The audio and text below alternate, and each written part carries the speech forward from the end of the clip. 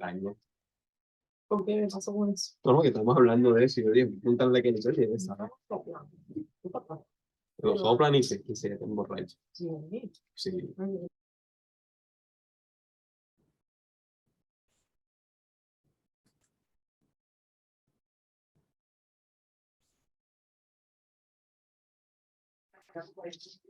Listo, señor Pablo, ya puede empezar con la presentación. Gracias. Bueno, muy buenas tardes a todos. Bienvenidos a este nuevo encuentro de nuestros habituales M-Learning de los días jueves. Esta tarde de hoy, acompañada un poquito con la lluvia aquí en Cartagena, pero prestos aquí para siempre estar atentos y complacerlos con toda esta programación que tenemos para ustedes. El día de hoy un tema muy interesante. Los temas laborales siempre son interesantes. Hoy nos va a estar acompañando el doctor Jesse Vega en esta tarde de hoy de TG Consultores. Bienvenido, Jesse. Jesse es abogado de la Universidad Libre de Colombia, especialización en Derecho Laboral y Seguridad Social, con más de 6 años de experiencia en todo este ramo. Nos iba a acompañar nuestra queridísima doctora, pero hoy está en una audiencia, así que nos envió a doctor Jesse para que nos siguiera hablando de este tema tan interesante. Jesse, muy buenas tardes y gracias por aceptar la invitación. Buenas tardes para todos. Hoy vamos a hablar de defensa en controversias laborales, ¿sí? Es un tema muy amplio, simplemente vamos a tocar aspectos fundamentales. Yo creo que en charlas posteriores ya se puede tomar en profundidad cada uno de los temas que vamos a tratar hoy, porque es un tema muy amplio y que abarca tanto empleador como empleado, ¿sí? Dentro de esta defensa de controversias laborales encontramos las judiciales, las administrativas y las constitucionales, ¿sí? En estas controversias laborales se pueden ver dentro de las contrataciones, los fueros laborales, los turnos o jornadas laborales, la seguridad social, el manejo disciplinario, el acoso laboral, manejo de relaciones colectivas, tercerización, ¿sí? Cuando hablamos de contratación es un punto muy importante y es cuando se traba esa relación laboral. ¿Por qué? Porque de esa contratación es donde empiezan a salir todas esas controversias laborales. Entonces, es muy indispensable tener en cuenta el contrato de trabajo. El contrato de trabajo puede ser verbal o escrito.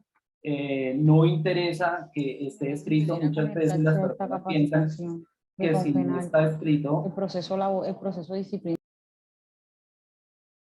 ¿Alguien está hablando? Puede proseguir, señor Jesse. Bueno. Sí, entonces si no está escrito, muchas veces las personas piensan que no tiene validez, pero el contrato de trabajo es válido también siendo verbal. Entonces, cuando se hace el contrato, es bueno especificar y tener en cuenta qué clase de contrato es. Entonces, existen los contratos a término indefinido, obra-labor, por prestación de servicios, ocasional, accidental o de tránsito. Y hay un contrato que se realiza con una persona externa que es el contratista. Cuando la empresa realiza ese tipo de contratos, hay que tener muchísimo cuidado que ese contrato no se convierta a futuro en un contrato realidad, porque ahí la empresa se vería inmersa en una posible demanda. Entonces, esa podría ser una controversia a futuro para la empresa, ¿sí? Que hay que tener en cuenta que ahí no se genere una subordinación, que si bien hay una prestación personal del servicio, pero no tiene que haber subordinación, porque si no a futuro se puede presentar la controversia de que si era o no era empleado, ¿sí? Si bien existiría un contrato el que se da como contratista, pero por lo menos un ejemplo, los médicos trabajan en diferentes clínicas y en esas clínicas la mayoría de contratos lo realizan como contratista, pero al paso del tiempo les empiezan a dar órdenes, empieza a verse esa subordinación que eso se prueba con los correos, con los llamados de atención, citándolo a reuniones con toda la compañía y con los demás empleados. Entonces hay que tener muchísimo cuidado con ese tipo de acciones que pueden dar un contrato que se tiene simplemente para realizar una función de vez en cuando o una función específica que no se quiere incluir a la planta de personal, pero que a futuro la empresa se podría ver inmersa en una circunstancia laboral. Hay que tener en cuenta que en esos contratos de trabajo hay que poner la duración, ¿sí? Cuando es en término indefinido, simplemente el ingreso y la modalidad, porque si yo puedo hacer un contrato verbal a término indefinido, como puedo hacer un contrato verbal a obra labor, pero si lo hago a obra labor indefinido, se puede convertir en indefinido si no estipulo cuál es la labor que yo voy a realizar, porque si lo contrato para hacer una labor específica, pero posterior a eso le empiezo a asignar otras nuevas funciones, se puede convertir en una controversia laboral a futuro, ¿sí? Y en ese tipo de contratos hay que tener en cuenta que hay que a los empleados en el Sistema General de Seguridad Social afiliarlos a la Caja de Compensación, a la entidad promotora de salud, a la administradora de riesgos profesionales y a las AFP, ¿sí? Muchas veces cuando los empleados ingresan a la empresa, no se les manifiesta que ellos incorporen en un formulario a qué AFP están cotizando. Es decir, a qué tipo de fondo de pensiones se está cotizando, y muchas veces se incurre en una falta por diligenciar rápido el ingreso y se le puede generar un perjuicio al empleado, ¿sí? En el entendido de que si está en Colpensiones, en el régimen de prima media, y lo afilio a Colfondos, lo estaría cambiando de régimen y a futuro se podría ver el empleado en una multivinculación, y en esa multivinculación le puede generar unos inconvenientes para su pensión a futuro. Entonces todos esos aspectos, cuando se está generando ese contrato, están saliendo todas las impresiones que yo mandé. En ese contrato de trabajo hay que tenerlo muy en cuenta, ¿sí? A qué fondo va, con qué EPS él viene cotizando. Esos aspectos son fundamentales. Y también son fundamentales que el empleado, como el empleador tiene unas obligaciones, el empleado también tiene unas obligaciones de informarle a la empresa ese tipo de cambios. Cuando él se cambia de EPS, cuando él se va a cambiar de fondo de pensiones, tiene que indicárselo a la empresa, porque eso también le puede generar a la empresa requerimientos por parte de la UGPP o por la DIAN, en el entendido de que si no se está haciendo el aporte al fondo que es, puede quedar multivinculado el empleado y a futuro le puede generar a la compañía algún tipo de requerimiento. También es muy importante el tema de que se revise a qué fondo está. ¿Por qué? Porque cuando ingresa el empleado, fácilmente el empleador puede saber cuándo va a ser la posible fecha de pensión de vejez, ¿sí? En el entendido de que va a poder contabilizar cuántas semanas se requieren, si está en Colpensiones o si está en un fondo privado, para tener dentro de su bases de datos qué empleados están próximos a pensionarse y qué empleados no están próximos a pensionarse. ¿Esto por qué? Porque existen unos fueros y es el fuero prepensional. Dentro de este fuero prepensional, una persona que está próxima a tener derecho a su pensión dentro de los 3 años anteriores a esa proximidad no se puede retirar del empleo. ¿Por qué? Porque se le afectaría muy posiblemente su derecho a pensión. ¿Cómo se le afectaría? Si está próximo a cumplir las 1.300 semanas y está en Colpensiones, no podría completar ese mínimo de semanas para poderse pensionar, ¿sí? O si ya tiene ese mínimo de semanas y lo retira, si ya tiene las 1.300 y se retira, no va a poder tener ese mínimo vital para poder subsistir mientras el fondo le reconoce esa pensión. Entonces, por eso este fuero es muy importante tenerlo en cuenta y desde el ingreso verificar las historias laborales para que a futuro de pronto la persona de personal cuando van a hacer un retiro revisen que la persona no esté en un fuero de prepensionado, ¿sí? Si bien el fuero de prepensionados inició en Colpensiones, es decir, en el régimen de prima media administrado por Colpensiones, también se da para las personas que están en el fondo privado, ¿sí? Cuando se inició este tema, solamente era para las personas que estaban en Colpensiones. Ya posteriormente, la línea jurisprudencial definió que no solamente es para las personas que están en Colpensiones, sino también las personas que están en fondos privados. ¿Por qué se decía que no podrían estar en ese fuero de prepensionados los que están en un fondo privado? Porque en el fondo privado las personas se pueden pensionar antes de la edad requerida si tienen un capital suficiente para financiar su pensión. Entonces, las personas que estaban en esos fondos privados se les estaban vulnerando sus derechos a poderse pensionar cuando tuviesen los 57 años las mujeres y los 62 los hombres. ¿Por qué? Porque se decía que se podían pensionar en cualquier momento y que no les aplicaba el fuero. Pero la jurisprudencia varió esa tesis en el entendido de que si bien ellos se podían pensionar anticipadamente, si se quedaban cotizando hasta los 57 o 62 años, su pensión podría aumentar, ¿sí? O si, como en el fondo privado, se requieren 1.150 semanas, al completarlas, fácilmente podrían tener derecho a su pensión.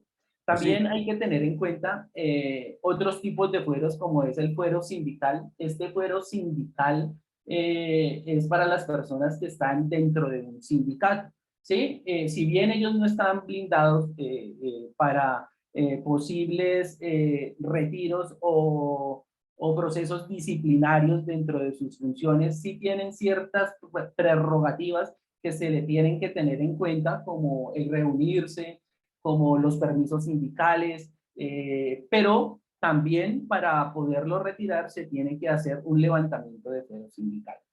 Otro de los fueros es el fuero de maternidad. Este fuero de maternidad creo que es uno de los más conocidos y más antiguos porque se protege a las mujeres que están en embarazo o en lactancia, ¿sí? Entonces, no se podrían despedir siempre y cuando pues la persona manifieste o entregue la información de su embarazo a la entidad, porque muchas veces las personas ocultan, los empleados ocultan esa información a sus empleadores, no, las mujeres no manifiestan que están en estado de embarazo, se realiza el retiro por parte de la empresa y ahí es cuando ellas manifiestan que sí estaban en estado de embarazo y que las tienen que reintegrar. Sobre ese punto, cuando las personas en estado de embarazo no manifiestan a la empresa, que se ha dicho por fallos constitucionales en acciones de tutela, que si no manifiesta y no informa de manera oportuna antes del retiro, la empresa podría estar simplemente obligada a pagarle la salud, ¿sí? No tendría que reintegrarla a sus labores. Entonces es muy importante que las empleadas que estén en ese tipo de de fuero lo manifiesten, lo informen a la empresa para que la empresa no la hagan incurrir en error, y que ese error que de pronto por no manifestarlo, por no contarlo, las puede perjudicar y puede perjudicar también a la empresa. También está el fuero de salud. Este fuero de salud se da cuando las personas tienen condiciones médicas, preexistencias, tienen alguna incapacidad médica y tienen alguna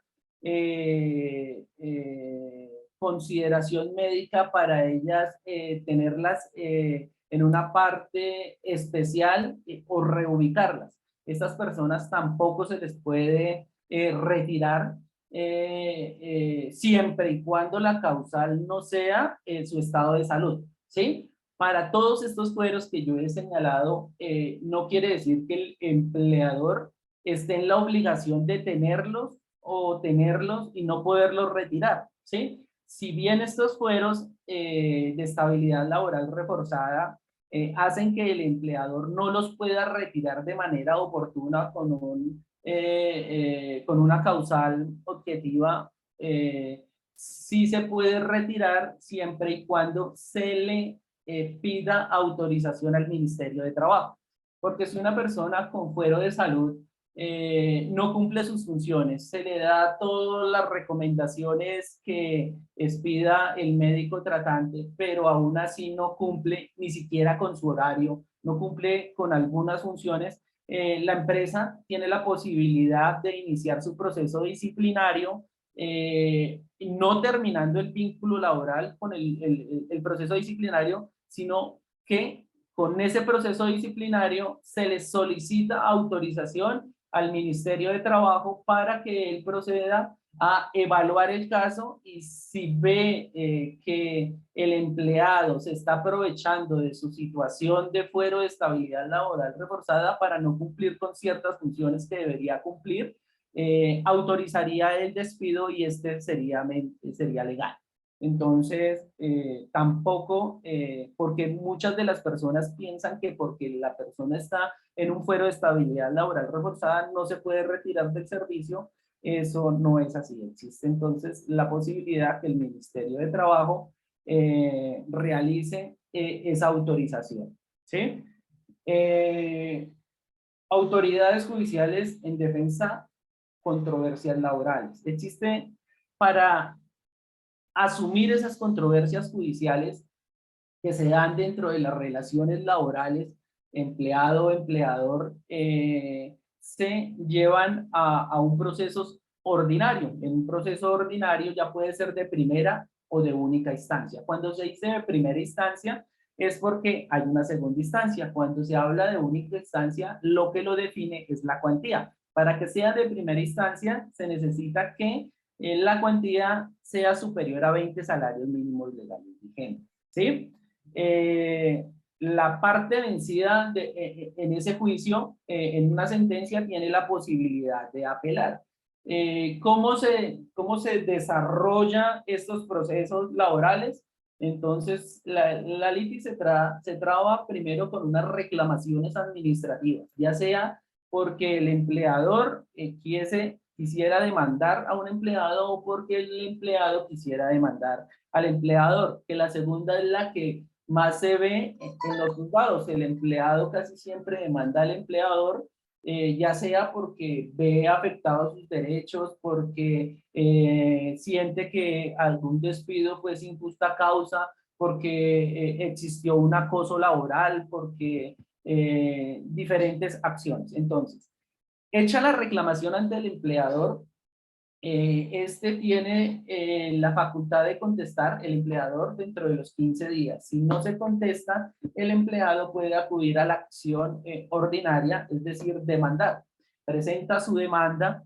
Posterior a presentar la demanda, hoy en día se está haciendo con la virtualidad, que esa demanda, cuando se presenta, automáticamente el demandante tiene que enviar un correo a la empresa que va a demandar con copia de la demanda y sus anexos, notificándolo que va a iniciar una acción judicial. Antes de la pandemia, Antes del decreto 806 eso no existía. ¿Por qué? Porque las personas demandaban y simplemente las empresas se enteraban que estaban siendo demandadas ya cuando la demanda estaba admitida, ¿sí? Cuando se admitía la demanda, las empresas se enteraban. Hoy en día ya no, cambió la norma, es algo muy bueno que dejó la pandemia, porque es esa notificación virtual o por correo electrónico, que también se puede hacer de manera física, permite que el empleador se dé cuenta antes de que esa demanda esté admitida, y si ve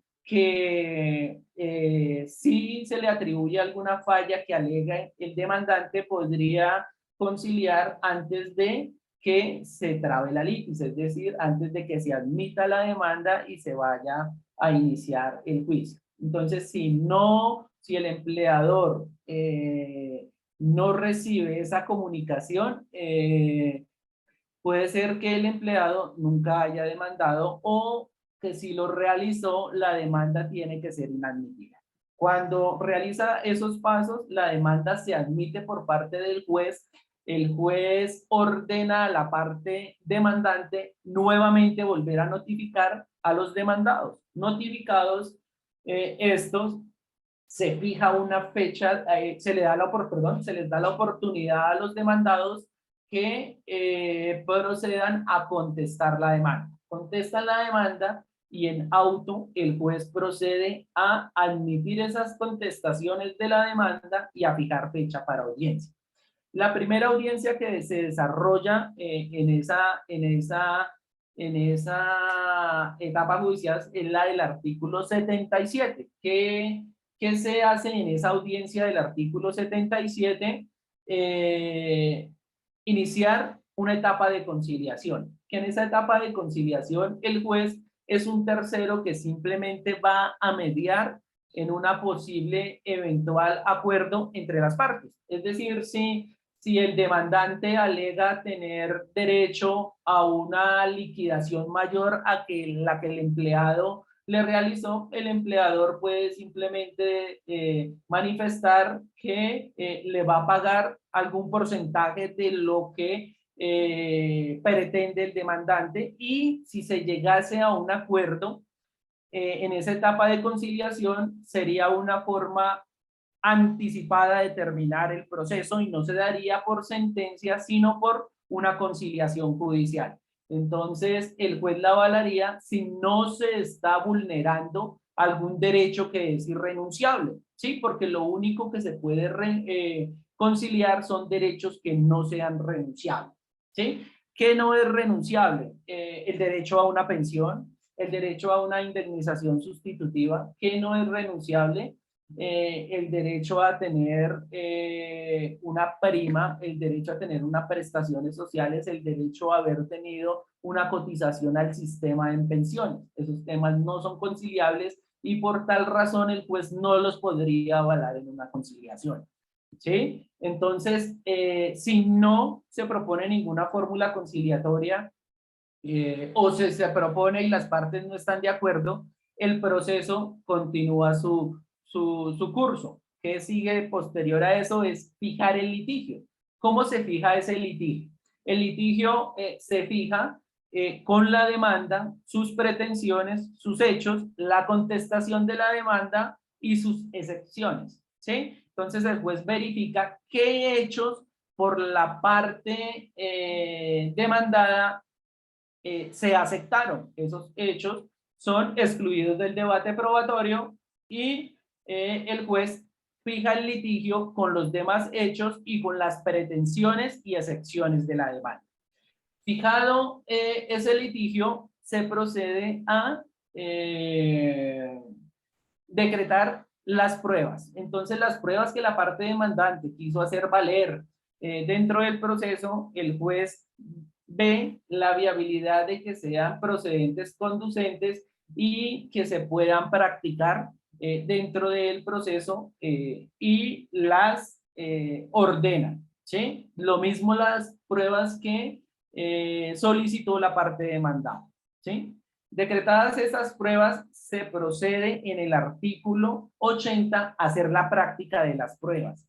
¿sí? Entonces, ya sea interrogatorio de parte, ya sea la incorporación de un documento, un testigo, todas esas pruebas dentro de esa etapa del artículo 80 se van a practicar. Ahí la parte demandada, ya sea la empresa, sea el empleado, tiene que allegar todo. Si no se realizó en esa etapa, ya precluye la oportunidad. Si se solicitó un interrogatorio de parte y no está en ese momento, el juez puede excluir esa prueba y continuar con el litigio. Si se practican todas las pruebas que se procede a realizar, se cierra esa etapa de pruebas y se inicia con unos alegatos de conclusión. Esos alegatos de conclusión, ¿en qué consisten? Los apoderados de las partes demandante y demandada respecto de las posturas y las pruebas, la demanda y sus anexos, hace un breve relato de qué quiere hacer resaltar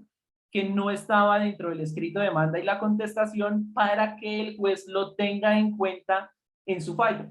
Cerrado ese debate probatorio y el recaudo de esos alegatos de conclusión, el juez podría en ese momento fallar o el juez podría fijar nueva fecha de audiencia para terminar con el fallo, ¿sí? Si el juez decide hacerlo posterior a los alegatos, inicia la etapa de fallo. El juez en esa etapa de fallo tiene que realizar una breve recuento de todo lo que realizó, todo lo que vio, pronunciarse sobre todas las pruebas, pronunciarse sobre la demanda, sus anexos, excepciones, todo. El juez en su intervención no puede dejar ninguna prueba sin ser valorada. Tiene que valorar todo y procede a resolver, que es el resuelve del fallo, y ahí ya sea condenando o absolviendo a la empresa o condenando al empleado o absolviendo al empleado, ¿sí? Dictado este fallo, procede que la parte vencida en juicio presente el recurso de apelación. Solamente puede presentarlo la parte a la cual no se le accedieron a las pretensiones de la demanda. Si se le accedieron de manera parcial, lo podría hacer, pero si se accedieron de forma total, no podría presentar el recurso de apelación porque no habría causa para pedirlo, ¿sí? Presentado ese recurso de apelación, lo que prosigue es que el tribunal, es decir, la segunda instancia, estudie la apelación.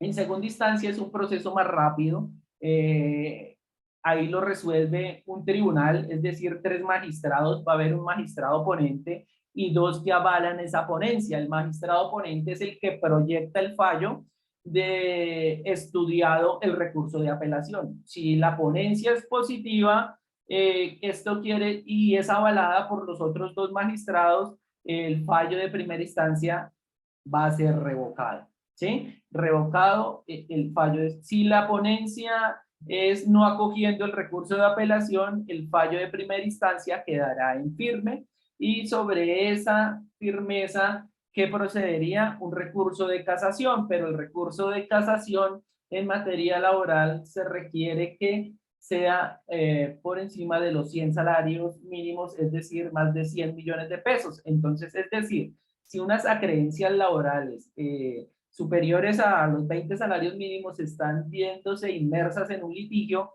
fácilmente por cuantía no podría ir a casación, tendría que ser algo superior a los 100 salarios mínimos legales vigentes, ¿sí? Y si no tiene cuantía, el proceso regresa al juzgado de origen para que éste se cumpla, ¿sí? Ya sea con una obligación de hacer, de no hacer, y el interesado empieza su cumplimiento de fallo requiriendo a la parte vencida para que pague en debida forma a lo que fue condenado, ¿sí? Y ahí se terminaría el proceso ordinario laborales de primera instancia, ¿sí? Existen unos procesos ordinarios laborales de única instancia. Estos procesos laborales de única instancia, ¿por qué se crearon? ¿Por qué? porque un tribunal, cuando le llega un proceso, tiene muchísimo desgaste, porque en el tribunal hay 3 magistrados, la carga laboral, la carga económica para la rama judicial es muy elevada. Entonces se diseñaron estos procesos de única instancia para cierta clase de procesos, para los procesos que tengan una cuantía menor a 20 salarios mínimos legales vigentes. Estos procesos se pueden hacer de manera verbal. En algunos casos, inclusive no necesitaría de representante legal, es decir, de abogado para realizar este tipo de demandas, ¿sí? Cuando se trate de unas prestaciones sociales que sean mínimas, conflictos de pronto de un retiro en el periodo de prueba, algo que no genere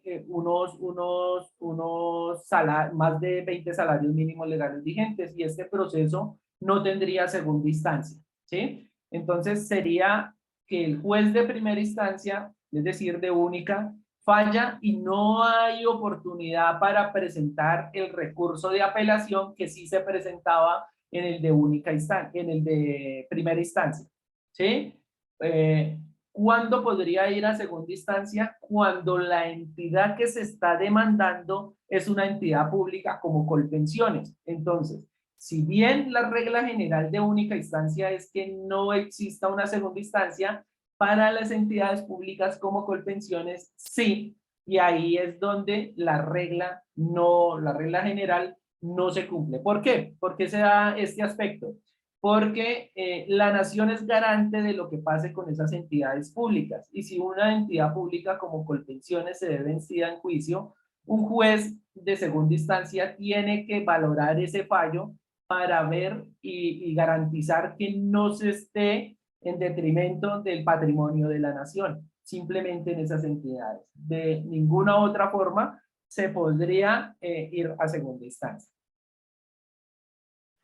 Hay unas autoridades administrativas que son las que vigilan tanto las entidades públicas como las privadas, ¿sí? Si bien yo les decía que para poder retirar a una persona que está inmersa en un fuero de estabilidad laboral reforzada, se tenía que ir al Ministerio de Trabajo para que se valorara y se avalara ese despido. Entonces, para las entidades privadas, la entidad que vigila a las entidades privadas es el Ministerio de Trabajo. Para las entidades públicas, las entidades que hacen la vigilancia es la Procuraduría General de la Nación y el Ministerio de Trabajo, ¿sí? ¿Quién hace de pronto el aval de ese tipo de conciliaciones en casos que van al Ministerio de Trabajo? No como requisito de procedibilidad, porque para poder demandar ante la jurisdicción ordinaria no requiero ir al Ministerio de Trabajo, pero muchas veces los empleados pueden requerir al Ministerio de Trabajo para que medie en un posible proceso de despido sin justa causa, en un acoso laboral, en un despido en estabilidad laboral reforzada, para que ellos traten de conciliar con la entidad, ¿sí? Si bien cuando se hace ese despido, la entidad, es decir, el Ministerio de Trabajo, cuando se hace en una estabilidad laboral reforzada, automáticamente Ministerio de Trabajo inicia una investigación administrativa. Así la persona sea reintegrada nuevamente a sus labores, la obligación del Ministerio de Trabajo es iniciar esa investigación administrativa para ver la falla del servicio. Entonces, si se da cuenta el Ministerio de Trabajo que la empresa incurrió en la omisión, fue de manera dolosa, es decir, que conocía las circunstancias de estabilidad laboral reforzada del empleado y aún así continuó con el despido, la empresa se puede ver inmersa en una sanción económica, y muchas veces cuando es reiterativa este tipo de investigaciones con la empresa, podría cancelar en la Cámara de Comercio, ¿sí? hay conciliaciones ya en las entidades públicas que se hacen ante la Procuraduría. Los temas laborales en la Procuraduría se tienen que llevar a la Procuraduría porque es la entidad encargada de hacer ese tipo de conciliaciones de entidades públicas. ¿Sí? Y esas conciliaciones que se hacen ante la Procuraduría de las entidades públicas tienen que ir a revisión del Tribunal Administrativo. ¿Sí? Entonces, ¿qué hace el empleado? Cita a su empleador, sea Cancillería, un ejemplo, cita a la Cancillería para que le pague unos aportes a pensión dejados de cotizar dentro de la relación laboral. La Procuraduría avala ese pago, ¿sí? Avala el pago total. No puede, porque la forma en que las entidades públicas puedan realizar pagos a seguridad social que no se realizaron en los periodos que era, es conciliándolo, y conciliando no el valor, sino citando al empleador ante la Procuraduría para que él avale si trabajó o no trabajó en ese tiempo. Si trabajó en ese tiempo y está aprobado, la Procuraduría avala esa conciliación, pero esa conciliación va a revisión ante el Tribunal Administrativo y llega por reparto a un magistrado, el cual revisa que no se esté realizando algún tipo de detrimento del patrimonio de la nación y de no encontrar irregularidad, la avala y se procede a hacer el pago. Si encuentra algún tipo de inconformidad, el magistrado devuelve la conciliación hacia la Procuraduría para que modifique, adicione, corrija y en el término de 20 días regrese nuevamente a su despacho para avalar ese tipo de conciliaciones. ¿Cómo prevenir las controversias laborales? ¿Sí? Entonces, ¿cómo yo puedo prevenir las controversias laborales? Capacitando en temas laborales y seguridad social a los empleados, a los empleadores también, ¿sí? Porque muchas veces los empleadores desconocen la forma de realizar un llamado de atención, ¿sí? Desconocen la forma de iniciar un proceso disciplinario. Desconocen la forma de cómo otorgar un permiso al empleado, ¿sí? Un permiso, el más común, que es de pronto el ejercicio del sufragio, ¿sí? Un desempeño de cargos forzosos por aceptación, asistencia a un entierro de un compañero, a una calamidad doméstica, ¿sí? Todos esos tipos de permisos, de pronto el empleador no conoce si lo puede otorgar, si no lo puede otorgar, y muchas veces pasa por encima de los derechos que tienen los empleados, desconociendo de pronto una licencia por luto, ¿sí? Si de pronto alguien le dice, no, es que se murió el suegro, y entonces dice, no, pero es que el suegro pues no le puede otorgar la licencia por luto porque se le murió el suegro, ¿no? Tiene que ser el padre o la madre o el hijo, primer grado de consanguinidad o la esposa, pero el suegro también, y muchas veces lo desconocen, ¿sí? O los padres adoptantes, y muchas veces el empleador no lo sabe, o el empleado también desconoce que si llegase a verse inmerso de pronto en una licencia por luto por un hijo adoptivo o por sus suegros, no lo solicita, pero por desconocimiento, ¿sí? Entonces, toda esa información es bueno que se transmita a los empleados y a los empleadores para que tanto uno tenga el conocimiento de qué derechos tiene y como el otro también tenga el conocimiento de qué obligaciones tiene con la compañía, ¿sí? También existen los planes de transformación laboral, la consultoría en procesos de optimización y planeación laboral estratégica, auditorías de diagnóstico y proyectos laborales, análisis en los entornos, beneficios económicos laborales en casos de pactos colectivos, convenios colectivos, acompañamiento iniciales antes de que se inicie algún proceso judicial, tomar las acciones necesarias antes de que se dé una queja. Existe un tema muy importante dentro de las empresas y es el acoso laboral, ¿sí? Muchas veces las personas no saben qué es acoso laboral o cuándo no es acoso laboral. Si bien de pronto el jefe muchas veces no hace los llamados de atención, no hace de pronto los requerimientos a los empleados cuando no están haciendo bien sus labores, porque muchas veces los empleados alegan de que los están acosando, ¿sí? Entonces, ¿qué constituye acoso laboral? Y eso es bueno que las empresas capaciten a los empleados para que ellos sepan cuándo se da una conducta de acoso laboral. De pronto un maltrato laboral, una persecución laboral, una discriminación laboral, un entorpecimiento laboral, inequidad laboral, desalarización, cuando yo le bajo el salario sin una justificación. Pero ¿qué conductas no son constitutivas de acoso laboral?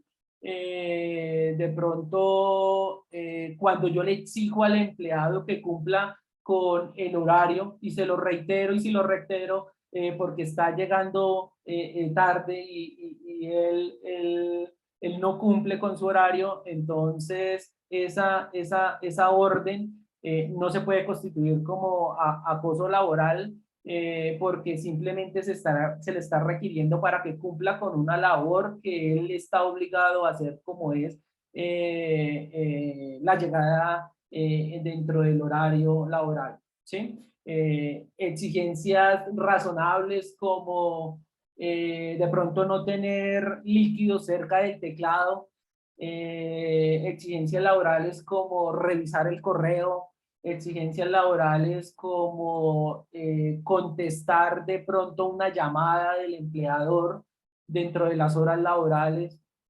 y todo lo relacionado con el buen funcionamiento de la compañía, ¿sí? Estas conductas de acoso laboral, si se capacita a los empleados y a los empleadores, esta conducta tiene una caducidad de la acción.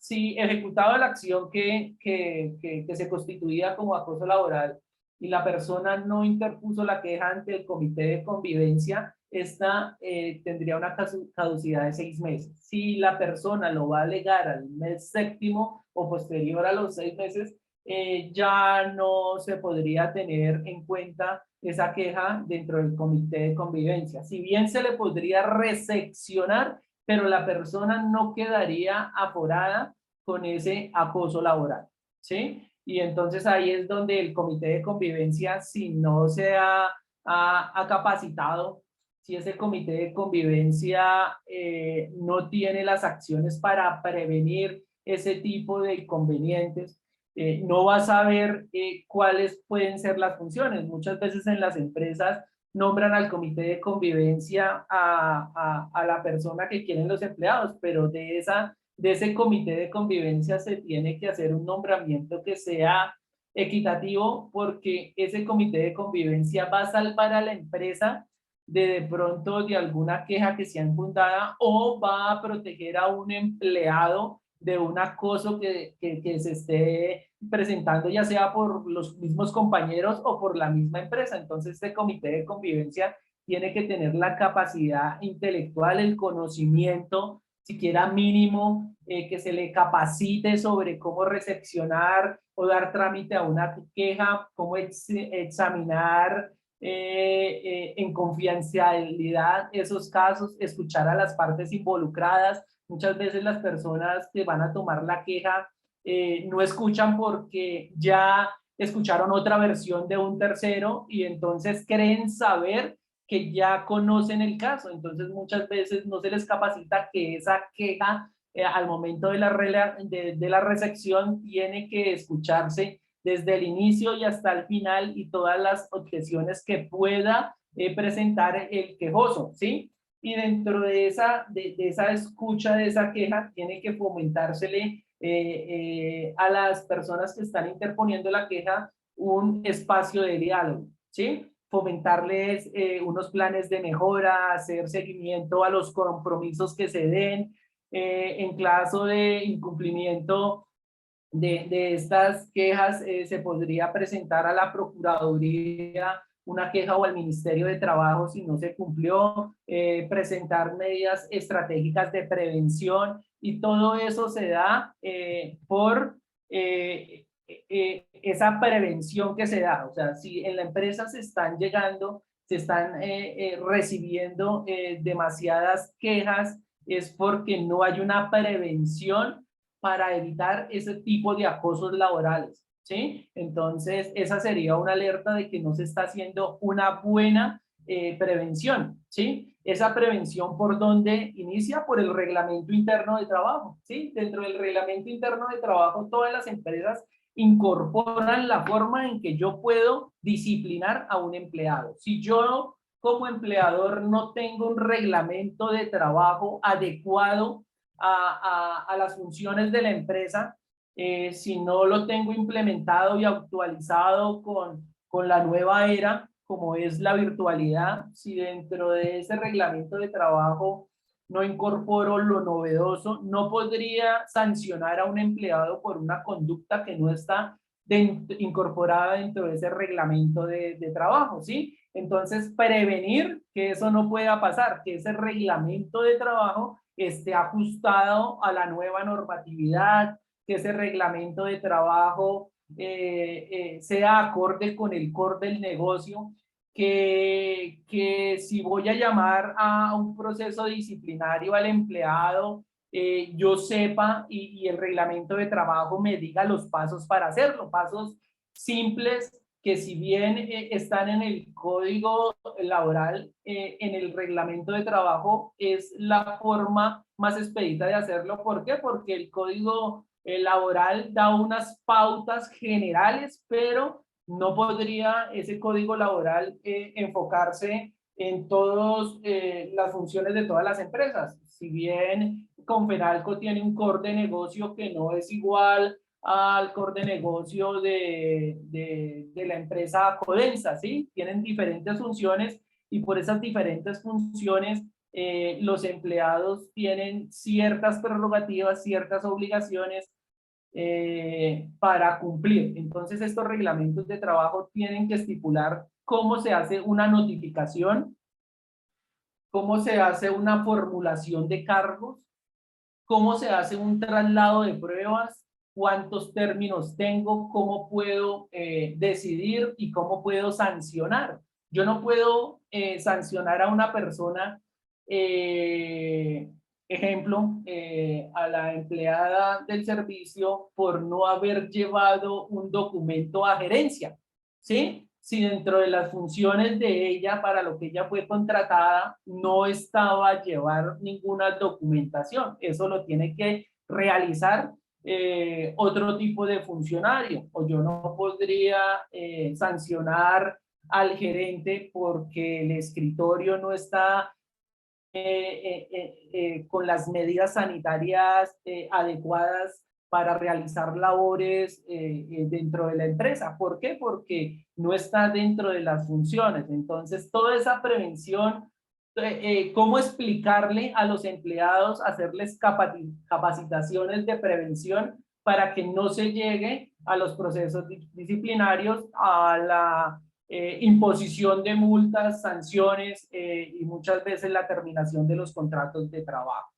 Entonces, de esta forma, pues termino con los temas que habíamos planteado para esta capacitación. Entonces, no sé si alguien tenga alguna duda, alguna pregunta sobre lo que hablamos en este Por allí espacio. tenía sí, la mano levantada hace ratico Shirley Salcedo, pero estaba esperando que terminaras para darle paso a estas preguntas. No sé si Shirley todavía Sí, está estoy por conectada. acá. Ok, Hola, ¿cómo está? pues. ¿Me escucha? Sí, señora.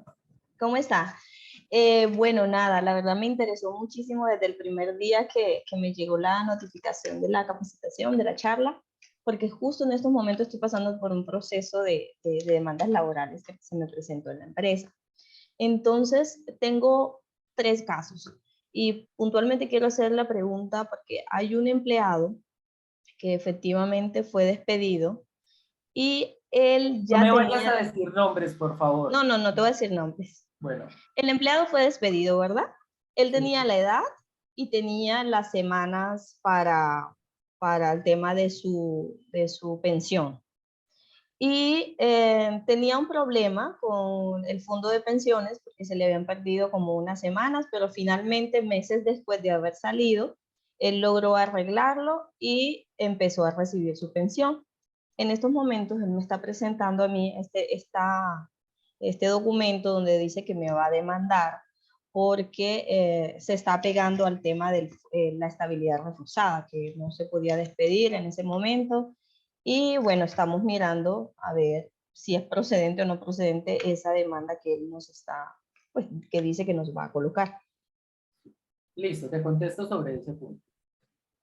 Cuando lo despidió la compañía, ¿cuál fue la causal para terminar ese contrato? Bueno, resulta que esta era una empresa de obras, que él tenía, pues se le hacían contratos por obra, pero la realidad era que su contrato era un contrato indefinido porque casi nunca hubo un tema de vinculación en temas de seguridad social y demás, porque salía de una obra para otra. Siempre estaba así, y, o sea, nunca se podía desvincular. Entonces, digamos que su contrato era un contrato a término indefinido.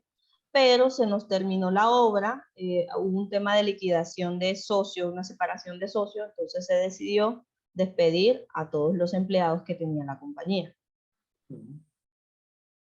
Y de esa forma lo terminaron. Pero cuando se inició la relación laboral con la persona que tú me consultas, ¿existe un contrato escrito por una obra labor o fue siempre verbal?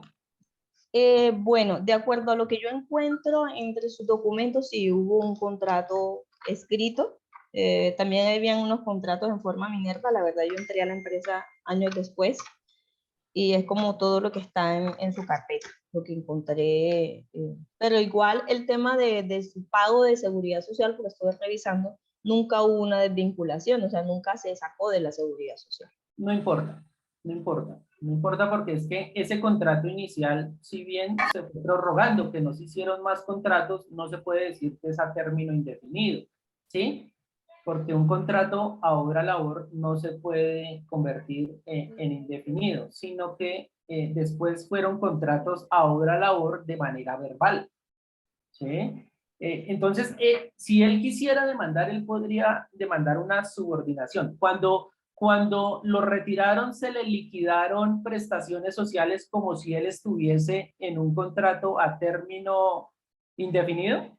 No, se le liquidó a término fijo y pues se le pagó las prestaciones a que tuviera lugar. De igual la empresa año a año hacían unas liquidaciones y se les pagaba directamente al empleado. Se liquidaban las prestaciones y se les pagaba. Exacto, entonces no era un contrato a término indefinido, sino era un contrato a obra labor. Que muchas veces las personas piensan que porque se renueva y se hace uno nuevo y se hace uno nuevo, se convierte en término indefinido. No, porque tú misma me estás diciendo que se liquidaba anualmente, ¿sí? Respecto de si él está dentro del fuero por estar prepensionado, si se retiró y no tenía las semanas, él podría estar dentro de ese fuero. Él, si lo alegó antes de que se retirara, la empresa debía haber solicitado autorización al ministerio, pero lo que ahora me das a entender que él ya completó las semanas, ya corrigió, es decir, ya no está dentro de ese fuero. Si él inicia una demanda, lo más expedito para él era haber iniciado una acción de tutela para que se le protegiera ese fuero prepensional. Si él no lo inició y hoy en día quisiera iniciar esa tutela, el juez de tutela lo primero que le va a pedir es la historia laboral. Y si esas semanas ya están incorporadas, es decir, tiene más de 1.300 si está en Colpensiones o tiene más de 1.150 si está en el fondo privado, ya no estaría dentro del fuero. Si él quisiera demandar, él podría iniciar una demanda, no sé, por contrato realidad, podría iniciar una demanda por despido sin justa causa, pero el despido sí está justificado porque para las labores que la empresa lo había contratado ya no están, es decir, el objeto de ese contrato ya no se puede cumplir así él esté aforado, ¿sí? Entonces, ya tendría que estudiar más a profundidad de pronto las pruebas, pero así con lo que tú me comentas, a él no le asistiría el derecho para iniciar una demanda por fuero prepensional. Sí, o sea, eso es lo que él está alegando en su carta, que se le despidió antes del tiempo y que pues él no había culminado pues, para recibir su pensión. Él ya tenía la edad, entiendo que tenía la semana, solo que él estaba en el proceso de solicitud de su pensión en ese momento. Él no hizo pues no pasó una carta a la empresa diciendo, mire, no me pueden despedir porque yo estoy en este proceso, eso no pasó. Adicional a eso, como la empresa estaba pasando por ese proceso de liquidación de socios, se decidió crear otra empresa, ¿verdad? Y la obra que estábamos llevando nos pidieron un tema de garantías. Entonces nos tocó volver a contratar el personal por 3 meses más. A él se le volvió a contratar por esa otra empresa y luego pues una vez culminamos ese compromiso que teníamos, pues se despidieron nuevamente a todos los empleados y se les pagó lo debidamente que se le adeudaba. Ahora, él nos mandó la resolución de pensión en donde incluso a él le reconocieron un retroactivo desde el momento en que, desde la última vez que nosotros le pagamos todo el tema de pensión.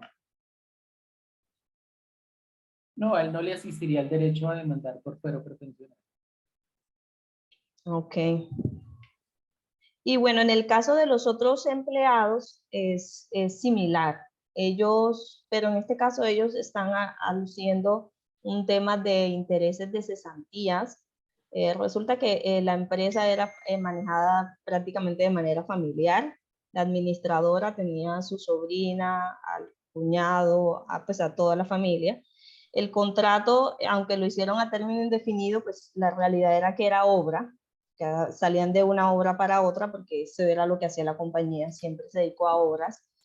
Y cuando era la hora de pagar las cesantías, como se liquidaba año a año, no se consignaba al fondo, sino que le daban las cesantías directamente a los empleados. Ahorita, pues cuando salió la administradora que estaba, ellos entraron a demandar. En estos momentos ellos están ya, entiendo que, ¿cómo se le llama? Cuando ya están fuera del tiempo para reclamar. Hay caducidad de la acción, prescripción. Exacto, exacto. Hay caducidad en este momento en cuanto a temas de intereses de cesantía y las pretensiones que están teniendo. Sí. Y también me están exigiendo un tema de su indemnización por despido por pues sin justa causa. A ellos se les liquidó también por contrato a término fijo. Y cuando se les liquidó, pues se terminó la obra y se liquidó a todo el mundo. No fue que haya sido que nosotros hayamos seguido con obra. Hay que tener muy en cuenta, porque es que veo que tú, no sé, me tocaría revisar los contratos porque tú estás confundiendo el contrato a término indefinido con el contrato a término fijo y el contrato a obra labor. ¿Sí? Okay. El contrato a término indefinido inicia con una fecha y no tiene fecha de terminación, ¿sí? Entonces, si en ese contrato que se suscribió no tiene fecha de terminación, es indefinido. Si tiene una fecha de iniciación, una fecha de terminación, es decir, inicia en enero y termina en diciembre, es un contrato a término fijo. Si el contrato tiene una fecha de inicio y dentro del contrato se dice que es para realizar no sé, pintar un apartamento, el contrato, la fecha en la que finalizaría sería cuando se termine de pintar ese apartamento. Entonces hay que revisar el contrato que se firmó con los señores, porque si es un contrato a término fijo, ese sí se prorroga, pero no se vuelve a término indefinido. Se prorroga por el mismo tiempo que fue pactado. Si no se hace el preaviso, 2 meses antes, un mes antes, de la terminación del cumplimiento de ese término. Si la empresa le terminó el contrato el día que estaba pactado, ese contrato automáticamente quedó para una nueva vigencia, ya sea de 1 año, sea de 6 meses, si no se terminó, si no se le manifestó al empleado que ese contrato se iba a terminar en la fecha que estaba estipulada, ese contrato automáticamente se renueva. Entonces hay que revisar cuándo se le dijo al empleado que ya no iba a trabajar más con la empresa, que ya no se le iba a renovar. Revisar esas minucias que son muy importantes para yo poderte asesorar en debida forma. ¿Sí? Ok, entiendo.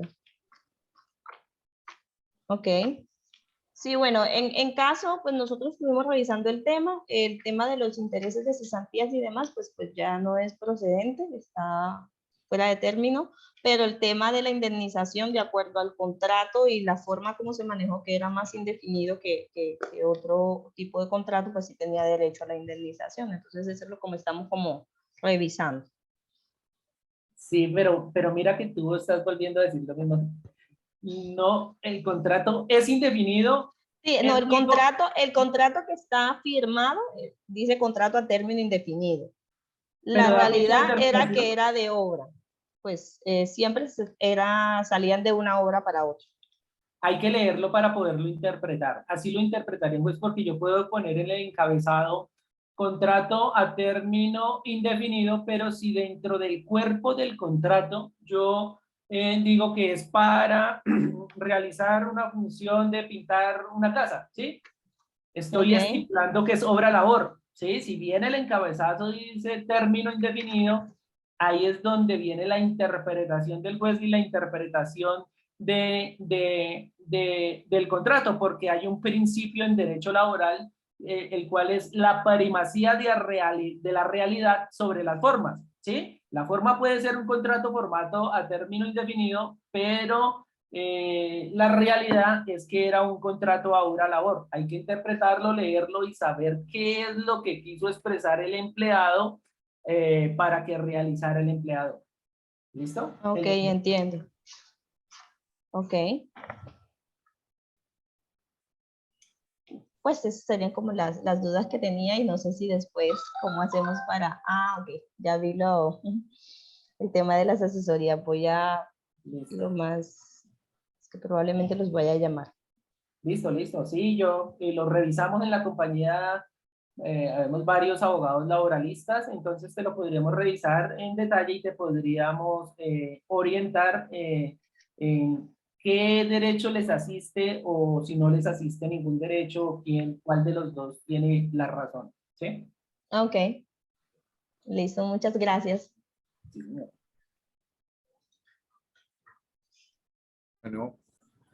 Bueno, muchas gracias, Shirley, por ese caso como ejemplo y ver que pueden contar con el apoyo de TG Consultores también a través de Confenalco. Nos pueden contactar también a ellos en las líneas que les han colocado en pantalla. Bueno, se nos acabó el tiempo por hoy. Muchas gracias, Yesid. Muchas gracias a TG Consultores nuevamente por estar apoyándonos en estos espacios los días jueves con temas muy interesantes relacionados con todo el tema de pensiones y el tema laboral. Es decir, muchas gracias a todos, feliz tarde y hasta la próxima oportunidad. No, muchísimas gracias a ustedes por darnos este espacio. Espero que el conocimiento transmitido haya llenado las expectativas. Iguales son temas muy amplios, simplemente quisimos dar como un conocimiento básico para que sepan que existe algún tipo de derecho, algún tipo de obligación. Ya más adelante, si de pronto quieren que profundicemos en algún tema, nos lo pueden pedir y nosotros estamos en la disposición para presentarlo ante ustedes. Bueno, muchísimas gracias y hasta luego. Hasta una próxima oportunidad. Hasta luego. Muchas gracias. Bueno.